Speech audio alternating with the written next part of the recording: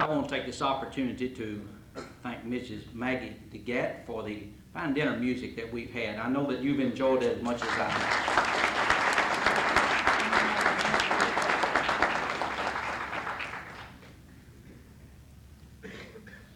There are a number of special guests that will be on the program this evening, and we certainly do not plan at this time to introduce everyone here, but several people we would like to just recognize.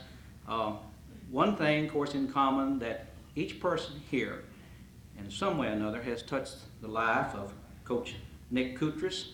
And while you may not know everyone here, you can rest assured that he does, and that you have a great meaning to him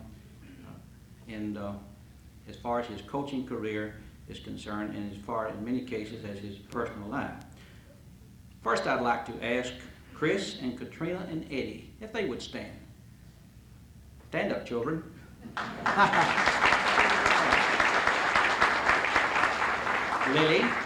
Lily, the oldest daughter, is not with us this evening. Is married and living in Washington, D.C., I believe. Sorry she could not be with us, but we're glad to have these three with us this evening. A person that has meant so very much to Nick down through the years is Dr. and Mrs. Charles Hamilton. Would you please stand? Dr. Hamilton is our team doctor and has been with us for, I don't know how long, several years, and we hope you'll be with us for several more. I know that we present him with a nice plaque of, 15 or 16 years service here a while back. But we're so happy to have him. Nick's junior high coach, Mr. Tommy Henderson. Coach, this goes way back, doesn't it? And the wife of Nick's high school coach, Mrs. Ed Hesse. Would you stand, Miss Hesse?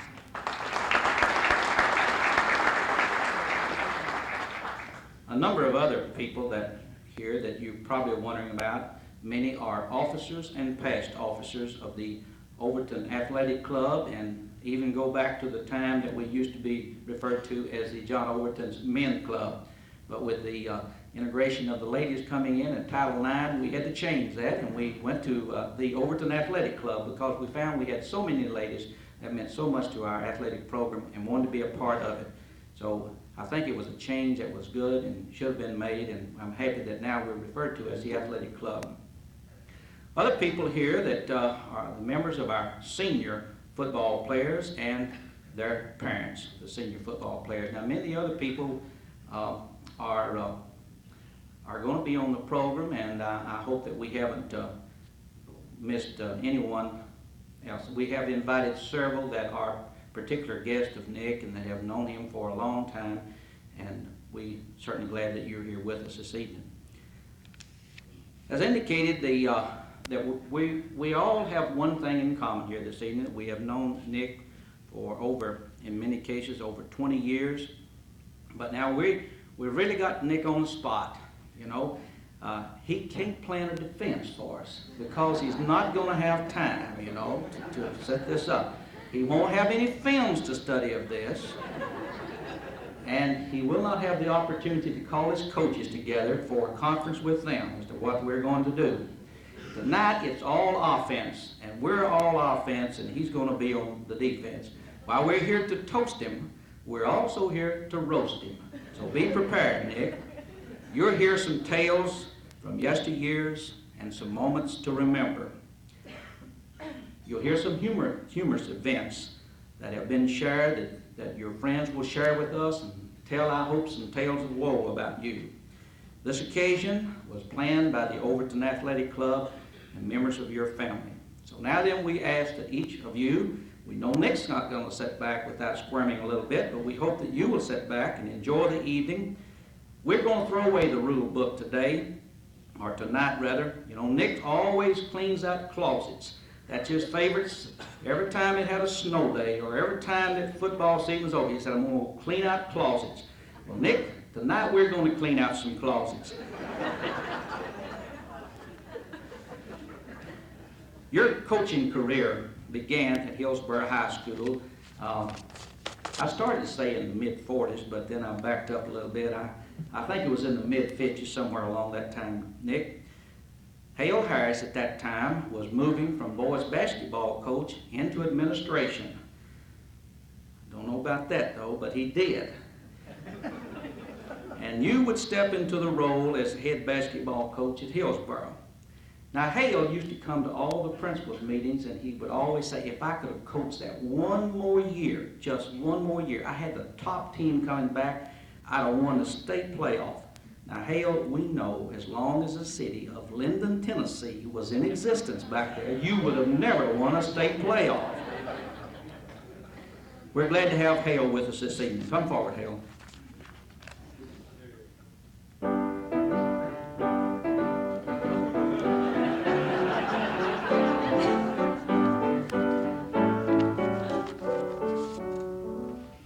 Thank you, ma'am. That's real nice. Nick, I can set the tempo for this roast tonight. You're in trouble, boy, I tell you that. I got all kind of notes and things here. I don't want to leave anything out. Now, Bill, you skipped a lot because, see, I started coaching over at Hillsborough. And when I was coaching, Nick was a senior football player, captain of the football team. I was assistant coach. Billy Mack Jones was the head coach. I talked to Billy Mack. He can't be here tonight, obviously, but I have a message from Billy Mack. That story in itself, but Nick was the quarterback and captain of the football team first year that I was assistant coach at Hillsborough High School, and he was a fireball. I can remember that that particular year, as in fall 1952, Hillsborough High School burned on Halloween morning. And we didn't have any uniforms, but the next night we played MBA, and I'm going to roast Tommy Owen every chance I get because he's one of our big rivals, and Tommy's here tonight. We played MBA. We borrowed Father Ryan, if you Overton boys can believe this, we borrowed Father Ryan uniforms, and we beat MBA 19-0 the next night. Now I'm going to refer to the 3 wins that we had over MBA since Tommy's here sometime during my talk here, because we only beat him 3 times in the 15 years I was over there, so I'm going to brag on every one of them, I guarantee you. But for you senior boys, and probably your captains are here, football team this year, I noticed at Overton each year that there's an old fellow that goes out and crowns the queen at homecoming, Miss Stanfield. He doesn't let the captain do that. Now, I'll tell you where that started. Nick, when he was captain, he broke his leg and didn't get to play homecoming game. His girlfriend, Malvina, was the queen, and old Nick thought that he would be able to kissed the queen that night, because the football player always crowned the queen. But I remember Billy Mack told him as he started going, and Nick knew his leg was bothering him, but he didn't think there was anything wrong with his lips. But Billy Mack said, we're not going to have a cripple doing that. And he sent somebody else wouldn't let Nick do it. Now, he's been frustrated ever since. And that's why we have an older fella crowning the queen at Overton. That's where it started, right there. Now, Billy Mack Jones is a story himself. He was a coach, and he was the first head coach I worked with. And I know how much Nick thinks of Billy Mack. He was one of the strongest disciplinarians you could ever hope to meet. Straight as an arrow, had a lot of success. He left Hillsboro and coached down there with Coach Murphy at Middle Tennessee. He later was president of Memphis State University, and now he's on the staff at Wichita State and doing research out there. But Billy Mack is a story in itself, and I do have more to say about him, but you can just imagine Nick sort of hobbling across that field, gonna go kiss old Dottie, and Billy Mack speaking up real strong, you're not about to do it. I had him in American history class too. He was a star student. He and I got in trouble because Nick kept saying that Columbus was a Greek.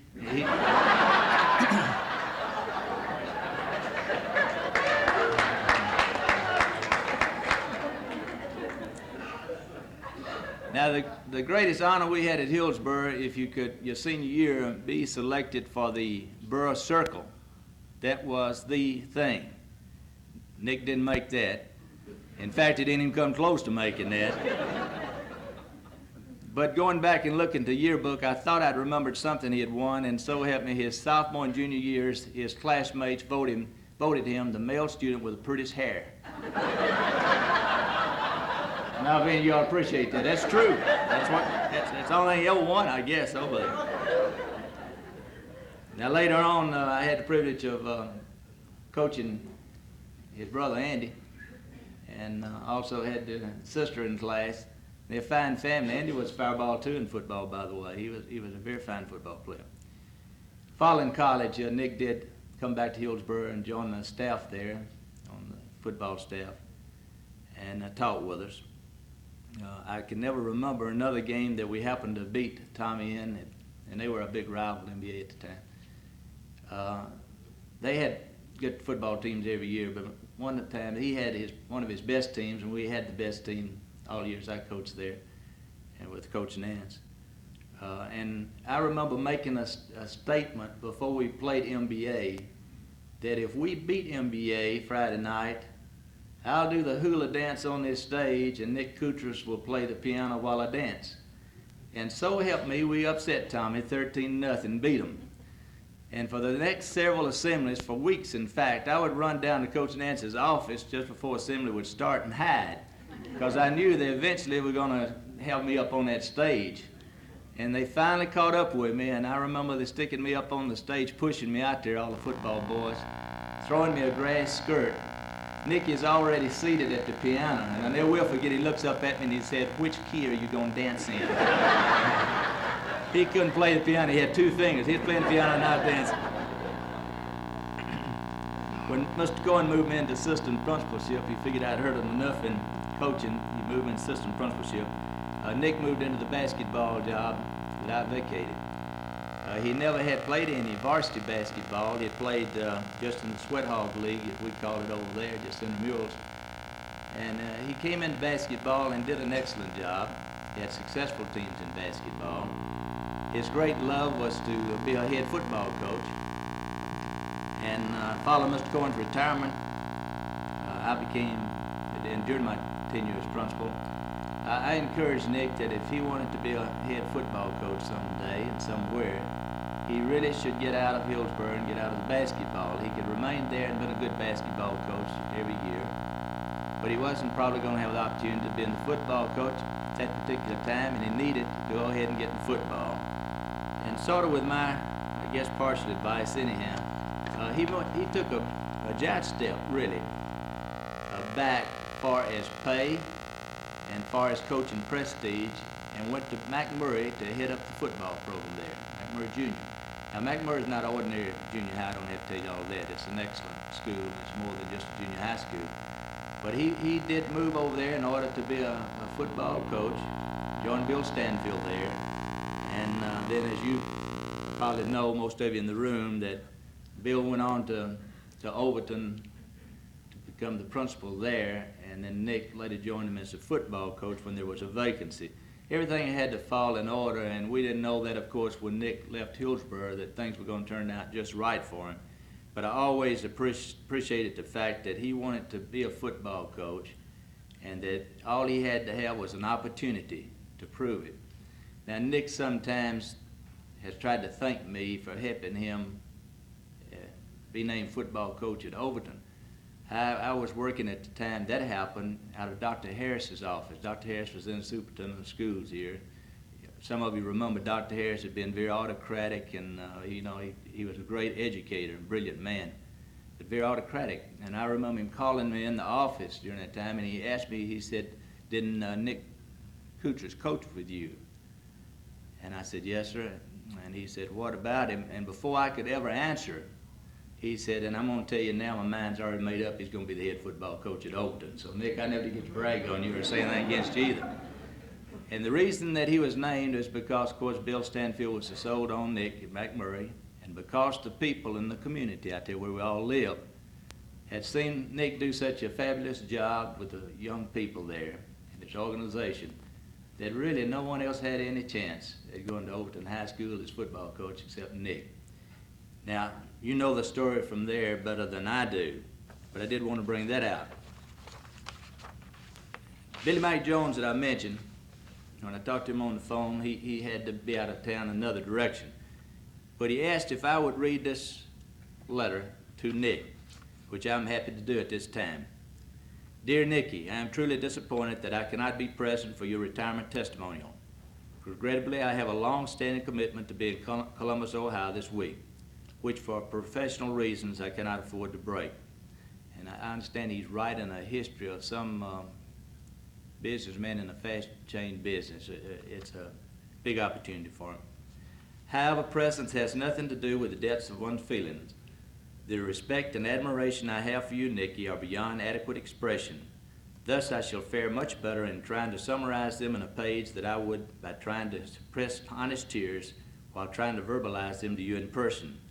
32 years have passed all too quickly, but the memories of our years together at Hillsborough High School and Middle Tennessee State grow more vivid as I grow older, because it has become clear that the Nick Kucherses are the substance which makes life fun-filled and exciting. From the day Ed Hesse first introduced us in August of 1950, you have been that type of special person to me. He was as proud of you as I have been, but what he introduced that day was quite a package.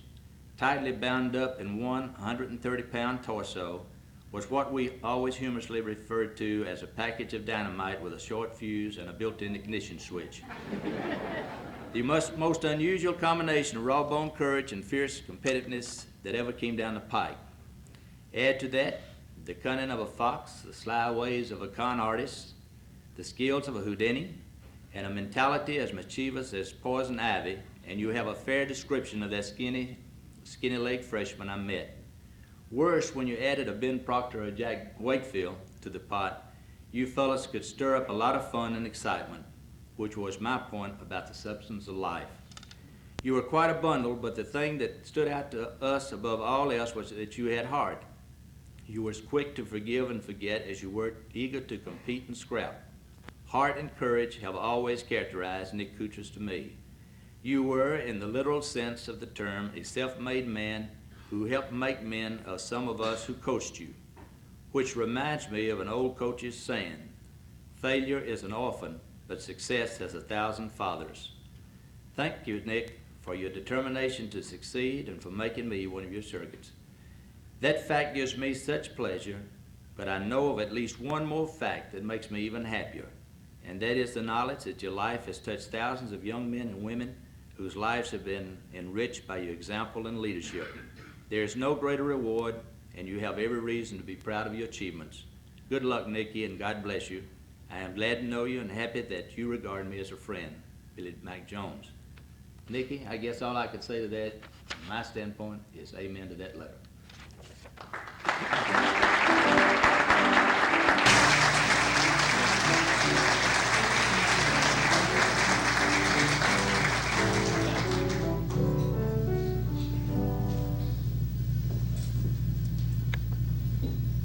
this old frustrated principal, get back down here again.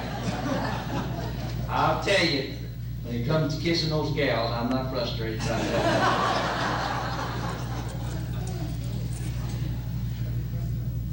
I'll tell you, sometimes beginning teachers make so many mistakes their first year that it just gives principals gray hair earlier than it should. Are you really a history teacher?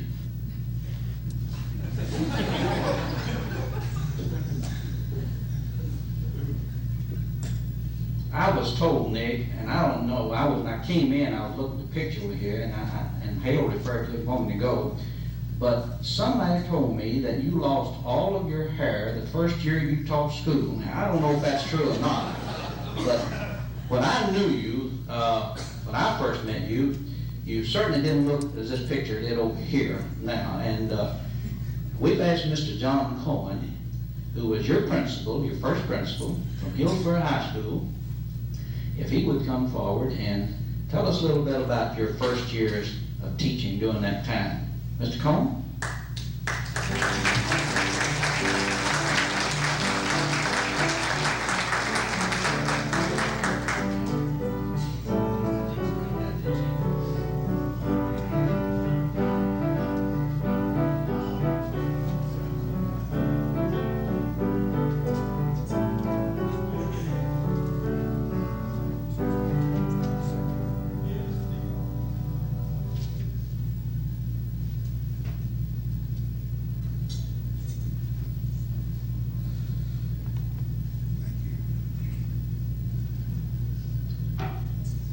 Dick, I would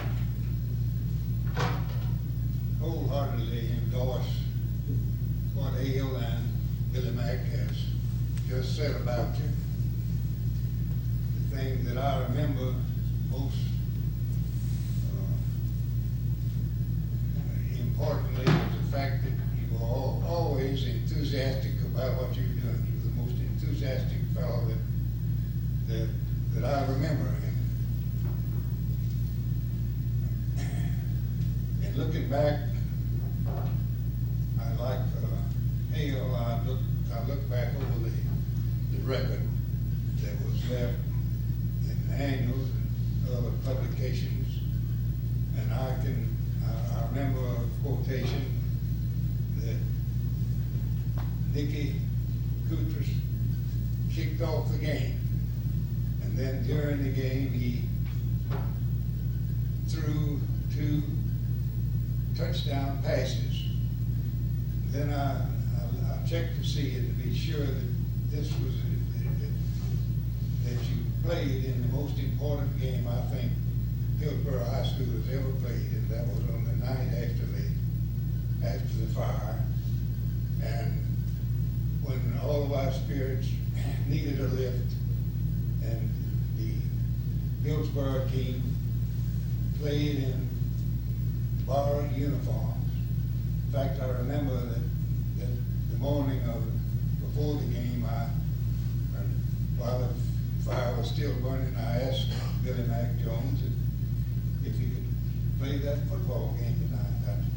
He said no. He said our uniforms are all burned. And I said, well, we sure could use that game in a win. Well, while I was busy with other things, Billy Mack got busy and borrowed the uniform, brown uniforms, for the team to play in. And before I knew, he told me that he could play that game. So we got the word around and let the students know that we were going to play that game. And then when we went out to the field to play, I walked out on the field and talked to Billy Mack asked me if I wanted to talk to the team, if I had anything to say. And I said to the team, we need to win this game. And they did win it in a big way, with practically the entire student body that had been burned out the night before, cheering them on. And then I think they took the team off the field. The enthusiasm that the team exhibited was, I'm sure much of it was due to the leadership of Nicky Coutras, as well as Billy Mack. At the end of the year, 53,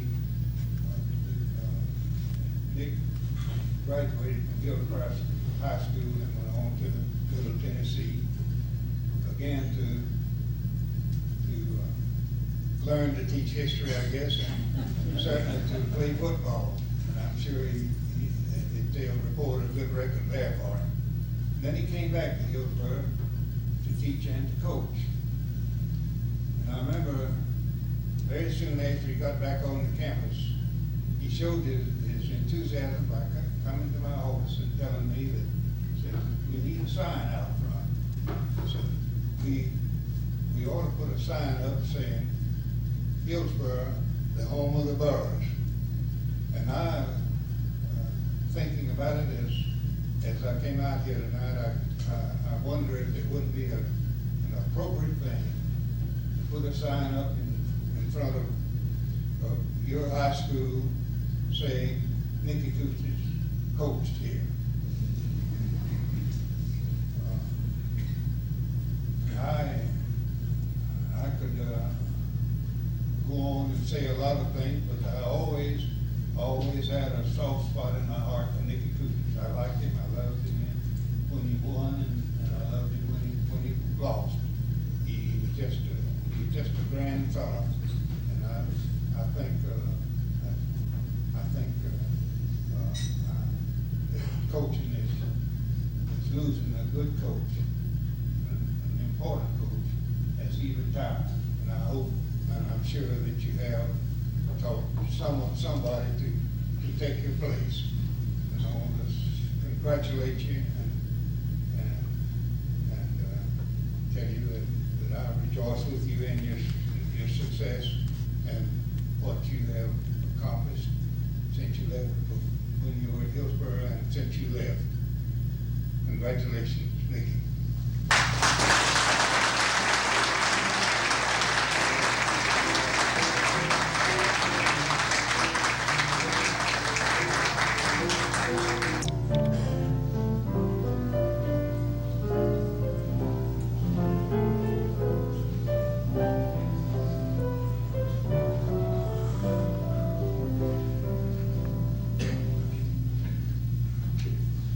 Thank you very much, Mr. Cohen.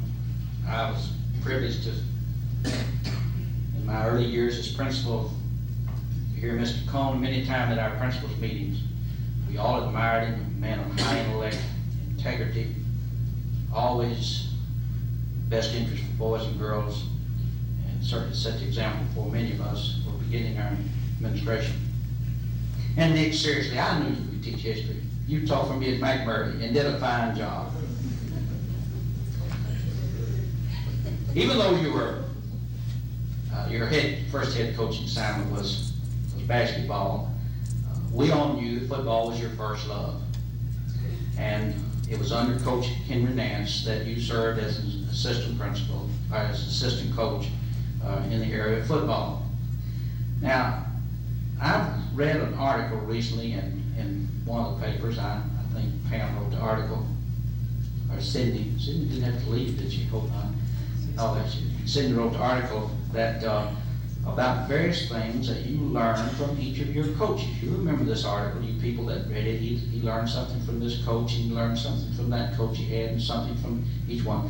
Now, you've mellowed a lot in these last 2 or 3 years. Seniors, he really has. He has really mellowed. You should have known him several years ago. He had one trait, that he wrote more clipboards. He used to be known as the clipboard throwing coach. And our 2320 account had more orders for clipboard in physical education than any other department. I didn't read in that article the coach that first taught you about throwing clipboards. And I